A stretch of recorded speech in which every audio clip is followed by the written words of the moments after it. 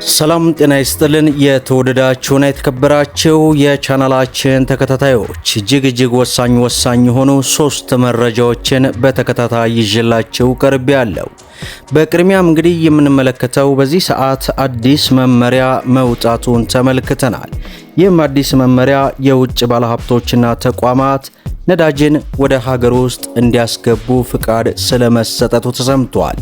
ከዚህ ጉዳይ ጋር ተያይዞ ሙሉ ዝርዝር መረጃ ይዘንላችሁ ቀርበናል። እንዲሁም የነዳጅ ዋጋ ስለመጨመሩም ተሰምቷል። ይህንንም በዝርዝር እናደርሳለን። በሌላ በኩል ወደ ሀገር ውስጥ የሚገቡ ተሽከርካሪዎችን በተመለከተ ከቀረጥ ነፃ ፍቃድ ስለመሰጠቱም ተሰምቷል። እነዚህን ዝርዝር መረጃዎች አንድ ባንድ ወደ እናንተ የምናደርስ ይሆናል። ሁላችሁም ቪዲዮ ላይክ፣ ቻናሉን ደግሞ ሰብስክራይብ እያደረጋችሁ እስከ መጨረሻው ድረስ ተከታተሉ። እንግዲህ ክቡራን ተመልካቾቼ የሶስቱን መረጃዎች አጠር አድርጌ በዝርዝር ወደ እናንተ የማደርስላችሁ ይሆናል። በቅድሚያም እንግዲህ የውጭ ባለሀብቶችና ተቋማት ነዳጅን ወደ ሀገር ውስጥ እንዲያስገቡ ፍቃድ ስለመሰጠቱ በዚህ ሰዓት ይፋ ሆኗል። የኢትዮጵያ ብሔራዊ ባንክ በሀገሪቱ የውጭ ምንዛሪ ስርዓት ላይ እየደረሰ ያለውን ጫና ለማቃለል በማለም ኤምባሲዎች፣ ዓለም አቀፍ ድርጅቶችና በውጭ ቀጥተኛ ኢንቨስትመንት የተሰማሩ ባለሀብቶች በራሳቸው የውጭ ምንዛሪ ነዳጅ እንዲያስገቡ የሚፈቅድ አዲስ መመሪያ ተግባራዊ ማድረጉ በዚህ ሰዓት ተገልጿል።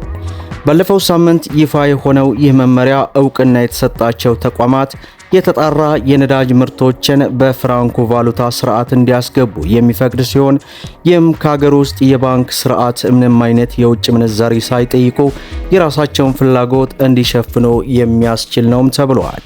ይሁን እንጂ አዲሱ አሰራር አጠቃላይ የነዳጅ ገበያውን ለግል ነጋዴዎች ክፍት የሚያደርግ ባለመሆኑ በዚህ መንገድ የገባ ነዳጅ ለሕዝብ ሊሸጥ ለሶስተኛ ወገን ሊተላለፍ ወይንም በተለመደው የሀገር ውስጥ የንግድ ነዳጅ አቅርቦት ላይ ሊቀላቀል እንደማይችል በጥብቅ መከልከሉን የዘገበው ካፒታል ጋዜጣ ነው። ይህ በእንዲህ እንዳለ የነዳጅ ዋጋን በተመለከተ በዛሬው ዕለት $3 ጭማሪ ማድረጉ ተገለጸ። የኢራንና የእስራኤል ግጭት ማገርሸቱን ተከትሎ የነዳጅ ዋጋ ጭማሪ ማሳየቱ በዚህ ሰዓት ይፋ ሆኗል። ኢራን ትላንት በእስራኤል ላይ የፈጸመችውን ጥቃት ለነዳጅ ዋጋ መጨመር ቀዳሚ ምክንያት መሆኑ የተገለጸ ሲሆን በዚህም 1 በርሜል ያልተጣራ ነዳጅ ሲሸጥ ከነበረበት $93.41 ወደ $96.24 ከፍ ማለቱ ተገልጿል። የነዳጅ ዋጋ ከባለፈው መጋቢት ወር ጀምሮ በ50% ጭማሪ ማሳየቱን በዚህ ሰዓት እንግዲህ ዘገባው አስነብቦናል። በሌላው መረጃችን ወደ ሀገር ውስጥ የሚገቡ ተሽከርካሪዎችን በተመለከተ ከቀረጥ ነፃ ፍቃድ ስለመስገኘቱ በዚህ ሰዓት አዲስ ረቂቅ አዋጅ መዘጋጀቱ ተገለጸ። የሚኒስትሮች ምክር ቤት የግብርና ዘርፍን ከተለምዷዊ አሰራር ወደ ቢዝነስ መር ስርዓት ለማሸጋገር ያግዛል ያለውን የግብርና ቢዝነስ ኩባንያ አዋጅ ለሕዝብ ተወካዮች ምክር ቤት መምራቱ ይታወሳል። ይህ አዋጅ ኋላ ቀር የግብርና አሰራር ተወስነው የቆዩ አነስተኛ አርሶ አደሮች፣ አርብቶ አደሮችና ከፊል አርብቶ አደሮችን ወደ ዘመናዊ ተወዳዳሪ የንግድ ስርዓት ለማሸጋገር ያለመ ነውም ተብሏል። የዚህ ረቂቅ አዋጅ ዋነኛ ትኩረት አነስተኛ ይዞታ ያላቸው አምራቾች በክላስተር በማደራጀት ወደ ግብርና እንዲሁም ቢዝነስ ኩባንያነት መለወጥ እንደሆነም ተገልጿል። አዲሱ ሕግ አርሶ አደሩ ያለውን መሬት የመጠቀም መብት፣ የእንስሳት ሀብትና ጉልበት ወደ ካፒታል በመለወጥ የኩባንያ ባለቤትና ባለድርሻ እንዲሆን እድል ይከፍታልም ተብሏል። የግብርና ቢዝነስ ኩባንያዎች ለስራቸው የሚያስፈልጋቸውን የግብርና ግብአቶች፣ መሳሪያዎችና ተሽከርካሪዎችን ከውጭ ከታክስ ነፃ ወይንም ከቀረጥ ነፃ እንዲያስገቡ የሚፈቅደው ረቂቅ አዋጅ ተዘጋጅቶ ይፋ መደረጉ ነው የተገለጸው። ይህም አርሶ አደሩ በግል ከመልፋት ይልቅ በጋራ በመደራጀት በገበያ ላይ የመደራደር አቅሙ እንዲያሳድግ፣ ምርቱን እንዲያሰባስብና እሴት በመጨመር የተሻለ ዋጋ እንዲያገኝ እንደሚያስችል አዋጁ ያስረዳል። በአዋጁ መሰረት አንድ የግብርና ቢዝነስ ኩባንያ ለመመስረት ዝቅተኛ የአባላት ቁጥር ተቀምጧል። በዚህም በአዝርት ዘርፍ የተሰማሩ ከሆኑ ቢያንስ 300 አባላት፣ በአትክልትና ፍራፍሬ ወይንም በእንስሳት እርባታ ዘርፍ ከሆነ ደግሞ ቢያንስ 150 አባላት ሊኖሩት ይገባል። ኩባንያዎቹ ሲመሰረቱ ዝቅተኛ የተከፈለ ዋና ካፒታል ከ1.5 ሚሊዮን ብር ማነስ እንደሌለበትም ተገልጿል። እያንዳንዱ አባል በኩባንያው ውስጥ ሊኖረው የሚችለው የአንድ ድርሻ ዋጋም ከ1000 በታች እንዳይሆንም ተደንግጓል። የግብርና ቢዝነስ ኩባንያዎቹ እንደ ማንኛውም ዘመናዊ የንግድ ተቋም በጠቅላላ ጉባኤ በሥራ አመራር ቦርድና በዋና ሥራ አስኪያጁ እንዲመራ ይደረጋልም ተብሏል።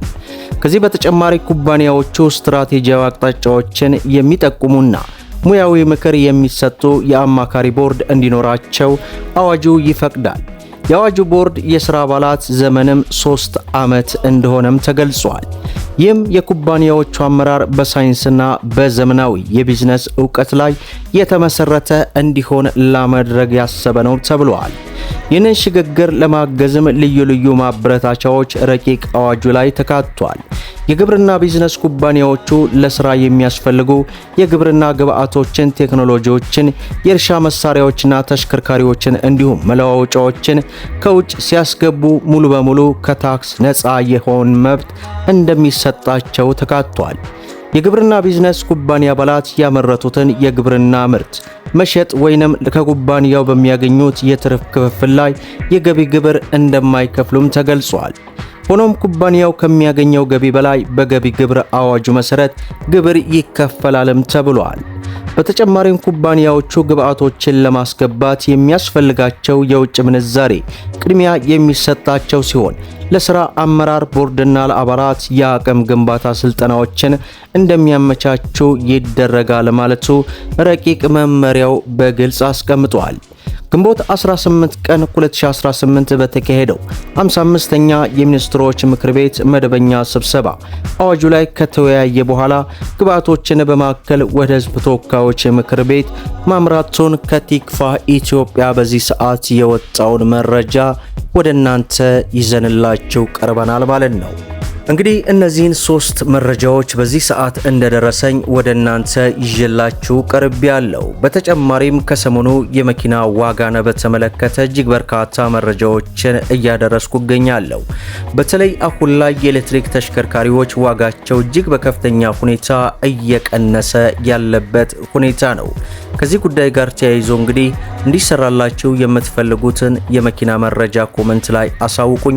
እኔም ኮመንታችሁን አይቼ የምሰራላችሁ ይሆናል እያልኩኝ ሁላችሁም ቪዲዮውን ላይክ ሼር እያደረጋችሁ ለበርካታ ወንድሞች እንዲደርስ አድርጉ። ለቻናላችን አዲስ ከሆናችሁ ስለ መኪና ለማወቅና መኪናን በተመጣጣኝ ዋጋ ለመግዛት ሰብስክራይብ በማድረግ እንዲሁም እንዲህ አይነት መረጃ እንዳያመልጣችሁ የኖቲፊኬሽን ማብራታችሁን አትዘንጉ እያልኩ ለዛሬ ያስኩላችሁ መረጃ ይህን ይመስላል። እስከ ፍጻሜው ድረስ አብራችሁን ስለቆያችሁ ልባዊ ምስጋናችንን እየሰጠን በሌላ ቪዲዮ እስከምንገናኝ ወሰላሙ አለይኩም ወራህመቱላህ